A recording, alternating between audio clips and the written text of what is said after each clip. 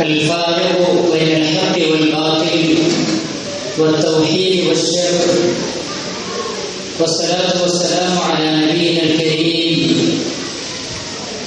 نحمده ونستعينه ونؤمن به ونتوكل عليه ونعوذ بالله من شرور أنفسنا ومن سيئات أعمالنا،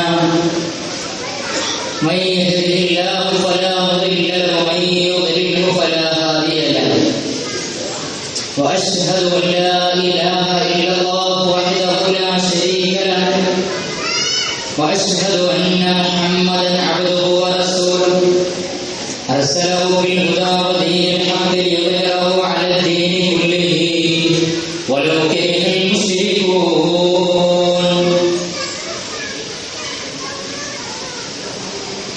اللهم صل على محمد وعلى آل محمد كما صليت على إبراهيم وعلى آل إبراهيم إنك حميد مجيد. اللهم بارك على محمد وعلى آل محمد كما باركت على إبراهيم وعلى آل إبراهيم إنك حميد مجيد. أما بعد فإن خير الكلام كلام الله، وخير السنن سنن محمد صلى الله عليه وسلم، وشر الأمور محدثاتها وكل محدثة بدعة وكل بدعة ضلالة وكل ضلالة في النار. يا أيها الذين آمنوا اتقوا الله حق تقاته ولا تموتن إلا وأنتم مسلمون. أعوذ بالله السميع العليم من الشيطان الرجيم. بسم الله الرحمن الرحيم. هو الذي بعث في الأمين رسولا منهم يتلو عليهم آياته ويزكيهم ويعلمهم الكتاب والحكمة وإن كانوا من قبل لفي ضلال مبين. اللهم رب اشرح لي صدري ويسر لي أمري واحلل عقدة من لساني يفقهوا قولي. إن أريد إلا الإسلام ما استطعت وما توفيقي إلا بالله عليه توكلت وإليه أنيب.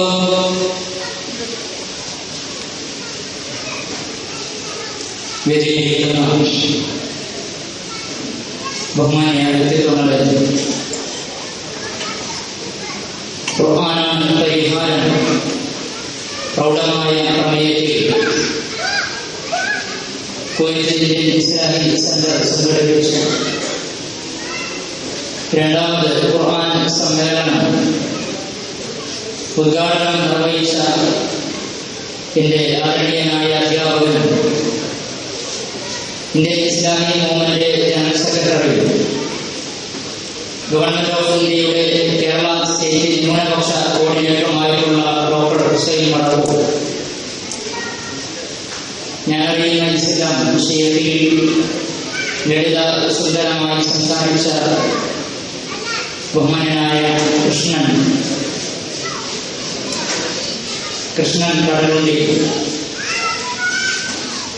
ഈ വേദിയുടെ സമാധാനീയനായ അധ്യക്ഷൻ മുഹമ്മദ് അരിക്ക, വേദിയിലിരിക്കുന്ന M Muhammad, Kuwait Islamic centre general secretary Prasad, മറ്റ് വേദിയിലും സദസ്സിലുമായിരിക്കുന്ന പ്രമുഖരായ വ്യക്തിത്വങ്ങളെ, സഹോദരി സഹോദരന്മാരെ, സത്യവിശ്വാസികളെ, സുദീർഘമായ ഒരു സംസാരത്തിന്റെ ആവശ്യമില്ലാത്ത രൂപത്തിൽ ഖുർആനാണ് പരിഹാരം എന്ന വിഷയത്തിലുള്ള ഒരു പ്രഭാഷണം ഇവിടെ നിർവഹിക്കപ്പെട്ട് കഴിഞ്ഞിരിക്കുകയാണ്. മാത്രമല്ല, വിശുദ്ധ ഖുർആനിന്റെ അന്യൂനതയും അജയ്യതയും കാലികതയും വിളിച്ചോതുന്ന വളരെ ചുരുങ്ങിയ സമയം കൊണ്ട് നമ്മുടെ വിഷയത്തെ ഉൾപ്പെടുത്തിയ ഒരു ഡോക്യുമെന്ററി പ്രദർശനം ഖുർആൻ അത്ഭുതങ്ങളുടെ അത്ഭുതവും നിങ്ങളിവിടെ കണ്ടു കഴിഞ്ഞിട്ടുണ്ട്. ഈ അവസരത്തിൽ വളരെ കുറഞ്ഞ വാക്കുകളിൽ ഏതാനും ചില കാര്യങ്ങൾ സൂചിപ്പിക്കുവാൻ ആഗ്രഹിക്കുന്നത് സമയം വൈകിക്കൊണ്ടിരിക്കുകയാണ്. ഈ വേദിയിൽ നിൽക്കുമ്പോൾ എനിക്ക് ഓർമ്മ വരുന്നത് സാഹചര്യത്തിന്റെ തിരക്കമെന്നോണം എന്റെ മനസ്സിലേക്ക് കടന്നു വരുന്നത്, ഇന്ന് വെള്ളിയാഴ്ച ലോക്സഭയും പാർലമെന്റ് മന്ദിരവും ഒക്കെ നമ്മുടെ മനസ്സിലൂടെ നീങ്ങി മാറി കഴിഞ്ഞിട്ടുണ്ട്, ചിന്തകളിൽ വന്നിട്ടുണ്ട്, സംസാരങ്ങളിൽ വന്നിട്ടുണ്ട്. ഒരു വലിയ ഇലക്ഷൻ, കാതോർത്തിരുന്ന ഇലക്ഷന്റെ റിസൾട്ടൊക്കെ വായിച്ചറിയുകയും കണ്ടറിയുകയും ചെയ്തവരാണ് നമ്മൾ. പാർലമെന്റ് മന്ദിരത്തിൽ ഇന്നലകളിൽ നടന്ന ഒരു ചർച്ചയിൽ പാർലമെന്റ് മന്ദിരത്തിൽ ധാർമ്മിക രംഗത്ത് ഒരു വാചകം ഒത്തിവെക്കപ്പെടേണ്ടതുണ്ട് എന്ന ചർച്ച നടക്കുകയും ഏത് മെസ്സേജാണ് അവിടെ ഒത്തിവെക്കപ്പെടേണ്ടത്, പതിക്കപ്പെടേണ്ടത് എന്ന ചർച്ചയിൽ ധാരാളം ചിന്തകൾ, സംസാരങ്ങൾ, അതേപോലെ തന്നെ ഗ്രന്ഥങ്ങൾ, തത്വങ്ങളെ സംബന്ധിച്ചൊക്കെ പല രൂപത്തിലുള്ള ചർച്ചകൾ നടത്തുകയുണ്ടായി. അഥർവവേദവും സാമവേദവും യജുർവേദവും ബൈബിളും അതേപോലെ തന്നെ തോറയും അങ്ങനെ തുടങ്ങി മനുഷ്യരാശിയുടെ മോചനത്തിന് വേണ്ടി കടന്നു വന്ന പല വേദഗ്രന്ഥങ്ങളെ കുറിച്ചും അതിലെ ആദർശ ആശയങ്ങളെ കുറിച്ചുമൊക്കെ ചർച്ച വന്നപ്പോൾ അവസാനം വിശുദ്ധ ഖുർആനിലെ 11-ാം അധ്യായം സൂറത്തുൽ അഅ്റാഫിലെ 11-ാം സൂക്തമായിരുന്നു നിർദ്ദേശിക്കപ്പെട്ടത് പാർലമെന്റ് മന്ദിരത്തിൽ കുത്തിവെക്കപ്പെട്ടത് എന്നതാണ്. ആ സൂക്തം ഇങ്ങനെയായിരുന്നു: ഇന്നല്ലാഹ ലാ യുഗയ്യിറു മാ ബിഖൗമിൻ ഹത്താ യുഗയ്യിറു മാ ബിഅൻഫുസിഹിം എന്നതാണ്. ഇന്നല്ലാഹ തീർച്ചയായും അല്ലാഹു ലാ യുഗയ്യിറു മാ ബിഖൗമിൻ ഒരു സമൂഹത്തെയും മാറ്റുന്നതല്ല. ഹത്താ യുഗയ്യിറു മാ ബിഅൻഫുസിഹിം അവർ സ്വന്തമായി മാറാനുള്ള താല്പര്യവും സന്നദ്ധതയും സന്മനസ്സും കാണിക്കാതിരിക്കുന്നിടത്തോളം കാലം എന്നതാണ്. ഉത്തമ സമൂഹം, ജീവിത വിശുദ്ധി, ഉത്തമ സമൂഹം വിശുദ്ധ ഖുർആനിന്റെ പരിപ്രേക്ഷ്യം എന്നതാണ്. ഏതൊരു സമൂഹവും മാറണമെങ്കിൽ, ഏതൊരു സമൂഹവും സംസ്കാര സമ്പന്നമായ സന്മാർഗത്തിന്റെ, സത്യവിശ്വാസത്തിന്റെ സമുന്നതമായ തലത്തിലേക്ക് ഉയരണമെങ്കിൽ മാറാനുള്ള ചിന്തകൾ, ശ്രമങ്ങൾ, പഠനങ്ങൾ, വിചാരങ്ങൾ നടത്തിക്കൊണ്ടേയിരിക്കണം, സ്വമേധയാ നടത്തണമെന്നതാണ്. പക്ഷേ അന്നത്തെ വിഷയത്തിൽ വിശുദ്ധ ഖുർആൻ മാനവരാശിക്ക് മുമ്പിൽ സമർപ്പിക്കുന്ന ഒരു ജീവിത ദർശനമുണ്ട് എന്നതാണ്. ജീവിത വിശുദ്ധിയുള്ള ഒരുപാട് ആളുകൾ സമൂഹത്തിൽ ജീവിക്കുമ്പോൾ ആ സമൂഹമാണ് ഉത്തമ സമൂഹമായി തീരുക എന്നതാണ്. അതിന്റെ ഉദാഹരണം ഏതെന്ന് ചോദിച്ചാൽ വിശുദ്ധ ഖുർആനിലെ 62-ാം അധ്യായം സൂറത്തുൽ ജുമുഅയിലെ 2-ാം സൂക്തം ആമുഖമായി ഞാൻ ഓതിവെച്ച ആയത്ത്. ഉത്തമ സമൂഹത്തിന്റെ സൃഷ്ടിപ്പിൽ വിശുദ്ധ ഖുർആൻ വഹിച്ച പങ്കിനെ കുറിച്ച് ചർച്ച ചെയ്യുമ്പോൾ പ്രവാചകൻ സല്ലല്ലാഹു അലൈഹി വസല്ലമയുടെ ഏറ്റവും വലിയ മുഅ്ജിസത്താണ് വിശുദ്ധ ഖുർആൻ എന്ന് പറയുന്നത്. വിശുദ്ധമായ മനസ്സിൽ മാറ്റത്തിന്റെ മഹാമന്ത്രമായി മനുഷ്യ മനസ്സിനെ മാറ്റിപ്പണിത മഹാവേദഗ്രന്ഥം, അതാണ് വിശുദ്ധ ഖുർആൻ എന്ന് പറയുന്നത്. വിശുദ്ധ ഖുർആൻ ഒരു സമൂഹത്തിന്റെ സൃഷ്ടിപ്പ് നടത്തിയതിന്റെ കൃത്യമായ ചരിത്രവും ചിത്രവും പ്രവാചകൻ സല്ലല്ലാഹു അലൈഹി വസല്ലമ യോഗ്യതരാകുന്ന ആ സമൂഹത്തിൽ പ്രവാചകൻ കടന്നു വരുന്നതിന്റെ മുമ്പും പിമ്പുമുള്ള ചരിത്രമെടുത്ത് നിഷ്പക്ഷമായ ഒരു വായന നടത്തിയാൽ മാത്രം മതി വിശുദ്ധ ഖുർആനിന്റെ സ്വാധീനവും വിശുദ്ധ ഖുർആൻ മുന്നോട്ട് വെക്കുന്ന സാമൂഹിക ജീവിതത്തിന്റെ നിസ്തുലമായ അടയാളപ്പെടുത്തലുകളും കണ്ടെത്താൻ എന്നതാണ്. പ്രവാചകൻ സല്ലല്ലാഹു അലൈഹി വസല്ലമ നിയോഗിക്കപ്പെടുന്നതിന്റെ മുമ്പേ ആ സമൂഹത്തിന്റെ അവസ്ഥ ഹുവല്ലദീ ബഅസ ഫിൽ ഉമ്മീന റസൂലൻ മിൻഹും യത്ലു അലൈഹിം ആയാതിഹി ഹുവല്ലദീ അല്ലാഹു യതനാവുന്നു ബഅസ ഫിൽ ഉമ്മീന നിരക്ഷരായ ആളുകളിലേക്ക് നിയോഗിച്ചവൻ റസൂലൻ മിൻഹും അവരിൽ നിന്ന് തന്നെയുള്ള ദൂതനെ അവരിലേക്ക് നിയോഗിച്ചവൻ അല്ലാഹുവാകുന്നു. യത്ലു അലൈഹിം ആയാതിഹി അങ്ങനെ അവരുടെ മേൽ വിശുദ്ധ ഖുർആനിന്റെ ആയത്തുകൾ ഓതി കേൾപ്പിക്കുകയാണ്. യത്ലു അലൈഹിം ആയാതിഹി വയുസക്കിഹിം അങ്ങനെ അവരെ സംസ്കരിക്കുകയാണ്. വയുഅല്ലിമുഹുൽ കിതാബ വൽ ഹിക്മ വിശുദ്ധ ഖുർആൻ പ്രവാചകന്റെ ജീവിതവും പഠിപ്പിക്കുകയാണ്. അങ്ങനെ ഖുർആനിന്റെ പ്രവാചക ജീവിതവും പഠിപ്പിച്ചുകൊണ്ട് ആ സമൂഹത്തെ സംസ്കരിക്കുകയാണ്. ആ സമൂഹത്തിന്റെ അവസ്ഥ എന്തായിരുന്നു? വൈകാനോ മിൻ ഖബലി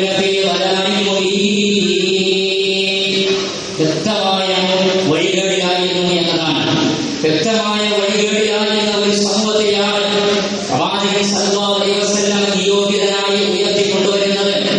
എങ്ങനെയാണ് പ്രവാചകൻ ആ സമൂഹത്തെ ഉയർത്തിക്കൊണ്ടുവന്നത്? ആ സമൂഹത്തിന്റെ അവസ്ഥ എന്തായിരുന്നു? എല്ലാ രംഗങ്ങളിലും അധർമ്മങ്ങളിലൂടെ, അശ്ലീലങ്ങളിലൂടെ, അനാവശ്യങ്ങളിലൂടെ, അക്രമങ്ങളിലൂടെ, അനാചാരങ്ങളിലൂടെ ജീവിച്ചിരുന്ന ഒരു സമൂഹത്തെയാണ് അന്ധവിശ്വാസികളായിരുന്ന ഒരു സമൂഹത്തെ സത്യവിശ്വാസികളായി തീർക്കുകയാണ് പ്രവാചകൻ ചെയ്തത്. അധർമ്മങ്ങളിലൂടെ ജീവിതം നയിച്ചിരുന്ന ഒരു ജനവിഭാഗത്തെ ധാർമ്മികതയുടെ കാവലാളുകളാക്കി മാറ്റിപ്പണിയുകയാണ് പ്രവാചകൻ ചെയ്തത്.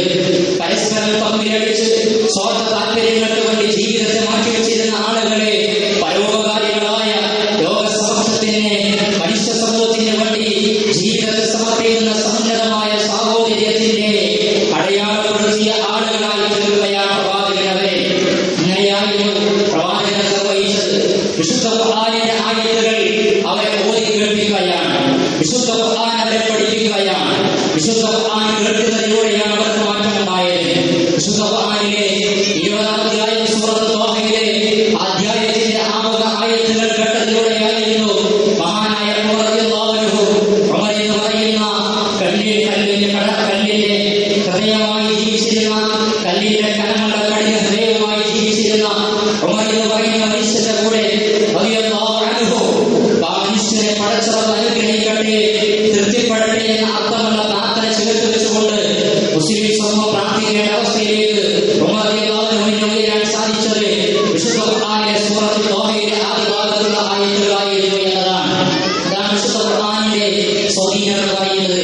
ലബീദ് ഇബ്നു റബീഅ എന്ന് പറയുന്ന മനുഷ്യൻ പ്രവാചകൻ സല്ലല്ലാഹു അലൈഹി വസല്ലമയുടെ ഏറ്റവും വലിയ മുഅ്ജിസത്തായ മാനവരാശിയുടെ വിമോചനത്തിന് വേണ്ടി കടന്നു വന്ന വിശുദ്ധ ഖുർആനിന്റെ ആയത്തുകളെ പരിഹസിക്കുന്നതിന് വേണ്ടി കവിതകൾ രചിച്ച് കഅബയിൽ വഅലകളായി കെട്ടിത്തൂക്കിയിരുന്ന ലബീദ് ഇബ്നു റബീഅ വിശുദ്ധ ഖുർആനിന്റെ ആയത്ത്, ഖുർആനിലെ ഏറ്റവും ചെറിയ അധ്യായമാകുന്ന സൂറത്തുൽ കൗസർ ശ്രദ്ധയിൽപ്പെടുകയും 3 ആയത്തുകൾ വായിച്ചുകൊണ്ട് ഇസ്ലാമിക പ്രമാണങ്ങളിലെ പ്രഥമമായ വിശുദ്ധ ഖുർആനിന്റെ സാഹിത്യ വകയിൽ ആകർഷണാവുകയും ഇസ്ലാം സ്വീകരിക്കുകയും ചെയ്ത ചരിത്രമാണ് ഇന്നലെ വിശുദ്ധ ഖുർആനിന്റെ സ്വാധീനങ്ങൾക്ക് പറയാനുള്ളത് എന്നതാണ്.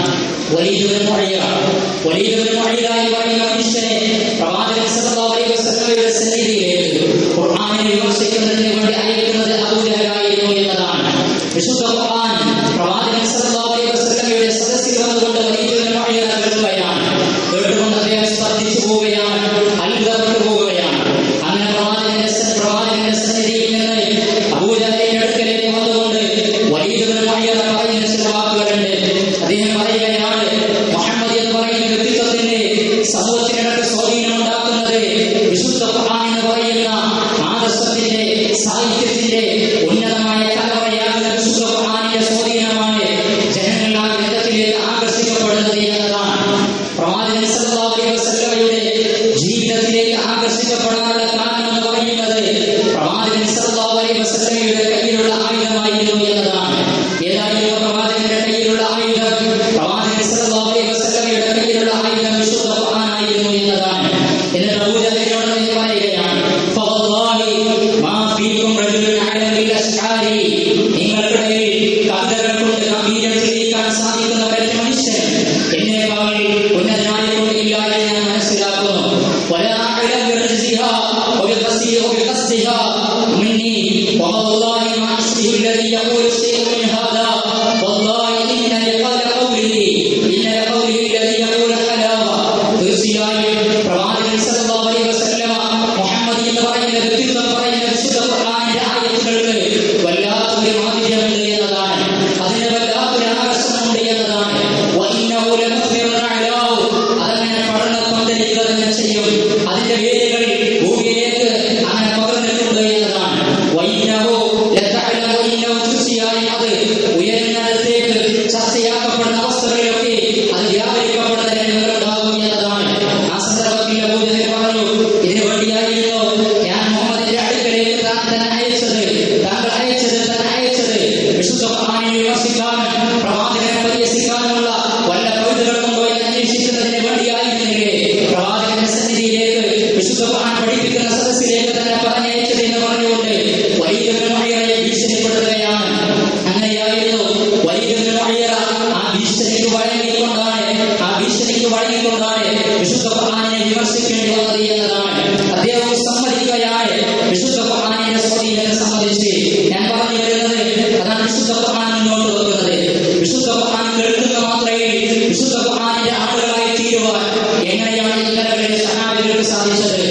പരിശുദ്ധ കഅബയുടെ സമീപത്ത് വെച്ചുകൊണ്ട് സൂറത്തുൽ നജ്മ പാരായണം ചെയ്ത് സജദത്തുൽ തിലാവയുടെ ആയത്തെത്തുന്ന വേളയിൽ പ്രവാചകൻ സുജൂദ് ചെയ്യുന്ന സന്ദർഭത്തിൽ വിശുദ്ധ ഖുർആനിന്റെ അനുയായികളല്ലാത്ത മുസ്ലിങ്ങളായ ജൂതന്മാർ പോലും അമുസ്ലിങ്ങളായ ആളുകൾ പോലും പ്രവാചകന്റെ കൂടെ സാഷ്ടാംഗം നമിക്കുന്ന അവസ്ഥയിലേക്കുള്ള ആകർഷണമാണ് വിശുദ്ധ ഖുർആനിൽ ഉള്ളത് എങ്കിൽ ആ വിശുദ്ധ ഖുർആൻ മനുഷ്യ ജീവിതത്തിലെ ഉത്തമമായ രംഗങ്ങൾ, മനുഷ്യ ജീവിതത്തിലെ വ്യക്തി ദാമ്പത്യ കുടുംബ സാമൂഹിക സാംസ്കാരിക സാമ്പത്തിക തലങ്ങളിലൊക്കെ ഉന്നതമായ ജീവിതവും ഉന്നതമായ കൈകാര്യ കർത്തൃത്വവും ഒക്കെ നിലനിർത്തുന്നതിനെ കൊണ്ടു നടക്കുന്നതിന് വേണ്ടി എന്താണ് സമർപ്പിക്കുന്നത് എന്നതാണ് വിശുദ്ധ ഖുർആൻ ഒന്നാമതായി മുന്നോട്ട് വെക്കുന്നത്. ഇവിടെ സൂചിപ്പിക്കുകയുണ്ടായി വിശുദ്ധ ഖുർആനിനെ പറയാനുള്ളത് ദൈവവിശ്വാസമാണ്, അല്ലാഹുവെ സംബന്ധിച്ചുള്ള ബോധമാണ്.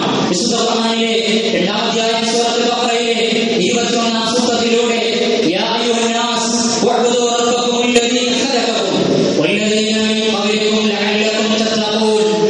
യാ അയ്യുഹന്നാസ്, മനുഷ്യരെ, ജനങ്ങളെ അഭിസംബോധന ചെയ്യുകയാണ്. എല്ലാ മനുഷ്യരെയും അഭിസംബോധന ചെയ്യുകയാണ്. വഅബ്ദു, നിങ്ങൾ ആരാധിക്കണേ, റബ്ബക്കും അല്ലദീ ഖലഖക്കും, നിങ്ങളെ സൃഷ്ടിച്ച നാഥനെ നിങ്ങൾ ആരാധിക്കണം എന്നതാണ്.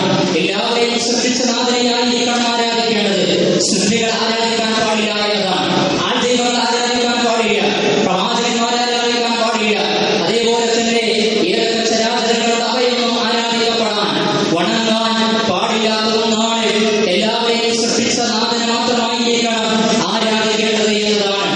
അവിടെ ഒരു ഉത്തമ സമൂഹത്തിന്റെ വിശ്വാസ രംഗത്ത് വൈകല്യങ്ങളില്ലാത്ത, വ്യതിയാനങ്ങളില്ലാത്ത, ചൂഷണങ്ങളില്ലാത്ത ഒരു സമൂഹത്തിന്റെ സൃഷ്ടിപ്പാണ് ഇസ്ലാം ആഗ്രഹിക്കുന്നത് എന്നതാണ്. അതിന്റെ വിശുദ്ധ ഖുർആൻ മുന്നോട്ട് വെക്കുന്നത് എല്ലാവരുടെയും ശ്രദ്ധാവ് ഒന്ന് എന്നതാണ്. വിശുദ്ധ ഖുർആനിലെ 114-ാം അധ്യായം സൂറത്തുൽ അന്നാസ് എന്ന അധ്യായത്തിൽ മനുഷ്യർ എന്ന അർത്ഥമുള്ള സൂറത്തുൽ നാസിൽ ഖുൽ അഊദു ബിറബ്ബിന്നാസ് മലിക്കിന്നാസ് ഇലാഹിന്നാസ് ഖുൽ അഊദു ബിറബ്ബിന്നാസ്, ജനങ്ങളുടെ രക്ഷിതാവിനോട് ഞാൻ ശരണം തേടുന്നു. മലിക്കിന്നാസ്, ജനങ്ങളുടെ രാജാതിരാജനോട്. ഇലാഹിന്നാസ്, ജനങ്ങളുടെ ആരാധ്യനോട്. എല്ലാം ജനങ്ങളുടെ, മുസ്ലിമീങ്ങളുടെ എന്നല്ല, ഖുറൈശികളുടെ എന്നല്ല, ഏതെങ്കിലും പ്രത്യേകമായ കുടുംബത്തിന്റെ വംശത്തിന്റെ എന്നല്ല, എല്ലാ മനുഷ്യരുടെയും സൃഷ്ടാവിനോട് ഞാൻ രക്ഷ ചോദിക്കുന്നു എന്നതാണ്. എല്ലാ മനുഷ്യരുടെയും സൃഷ്ടാവിനോട്. അതിൽ ജാതിയുടെ, മതത്തിന്റെ, വർഗത്തിന്റെ, രാഷ്ട്രത്തിന്റെ, വർണ്ണത്തിന്റെ അതിനെല്ലാം അതീതമായി കൊണ്ടാണ് ഇസ്ലാം വിശുദ്ധ ഖുർആനിലൂടെ ദൈവവിശ്വാസത്തെ പരിചയപ്പെടുത്തുന്നത് എന്നതാണ്. അല്ലാഹു എന്ന് പറയുന്നത് എല്ലാവരുടെയും ദൈവമാണ്, എന്നും ജീവിച്ചിരിക്കുന്ന ദൈവമാണ്. പടച്ചവല്ലാത്ത ആളുകൾക്കൊന്നും, അല്ലാഹു അല്ലാത്ത ആളുകൾക്കൊന്നും, യഥാർത്ഥ ദൈവമല്ലാത്തതിനൊന്നും മനുഷ്യരുടെ ജീവിതത്തിൽ ഇടപെടാൻ